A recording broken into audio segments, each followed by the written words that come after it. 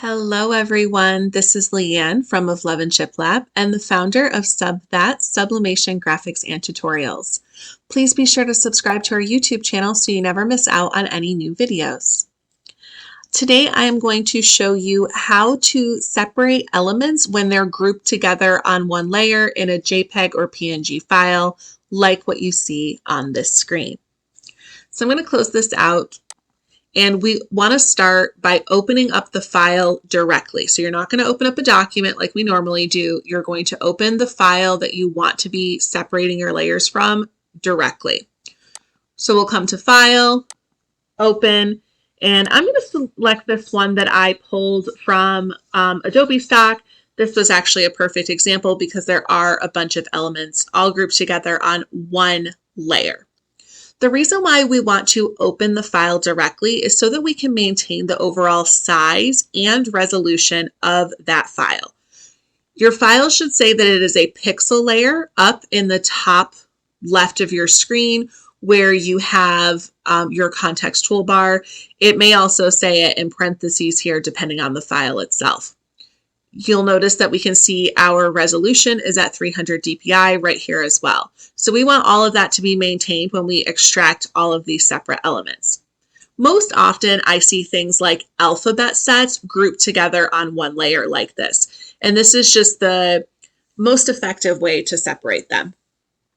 So you're going to start by deselecting that lock icon and unlocking the layer. We want to be able to work with this background layer, and we can't do that while it is locked. There are a couple of different ways which you can go about this, and I'm going to show you two options. The first is to simply use your selection brush tool to select one of the layers that's in here. That's available in the pixel persona. You can find the pixel persona by clicking where you see this like scattered pixel dots. With your background layer selected, you will then choose the selection brush tool, which is going to look like the paintbrush with a little dotted line attached to it. You want to make sure that the mode is set to add, and you can adjust the width of that nozzle. That's that circle part we see on our screen. Right up in here, you can use the slider or you can manually enter something in. I prefer to have snap to edges checkmarked as well as soft edges to make sure that I get the best trace, especially with watercolor elements like this. Once you have your settings ready, come on down to your graphic and choose which one you would like to extract. Now you'll find that when you're trying to work with elements that are really close to the background color, like in this case, maybe they have a lot of white, it doesn't always go smoothly because the colors are just so close together. But I have a trick for that I'm going to show you in a minute. For other elements that don't blend as well, it is fairly quick and easy to just go over them with that nozzle. You just click and hold on your cursor, on your mouse. And for finer areas, you will need to actually zoom in and shrink down that nozzle some to snap it in. When you have that snap to edges, it does automatically snap to those edges. And you can always look for areas you might need to clean it up. Like right there, we've got a little gap. We can just switch over to subtract and click, and that will snap that right in. We'll come over to add, and we still need to get this stem. So I'm going to bring this nozzle down really small and see if I can zoom in and get that stem nicely.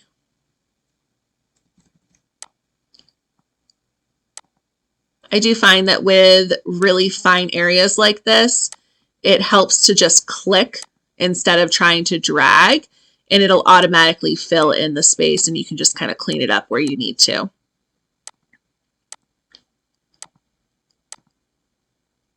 Now we do have a full video on our YouTube channel of some other different ways which you can remove the background.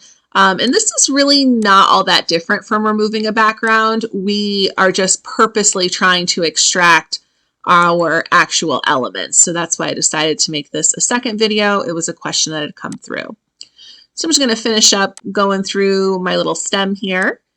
And while we're doing that, I'll remind you that if you enjoy this video tutorial and you want to learn everything there is to know about Affinity Designer, as well as gain access to new videos for all of the future future feature updates to the Affinity software, be sure to check out the Affinity Designer Digital Graphic Design Masterclass for Sublimation.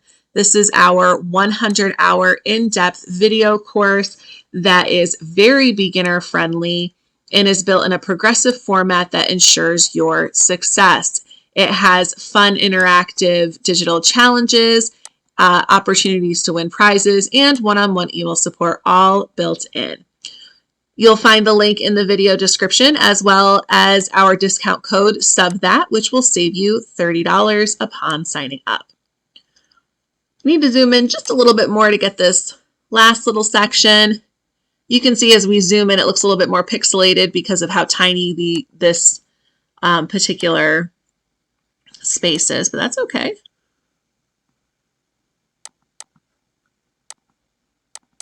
All right, I'm going to grab my subtract tool and I'm just going to touch up some of these spots here that are a little too over into the white. And then anytime you are working with an element that has some really fine lines and edges, like something that's watercolor, you want to come up to where this says refine.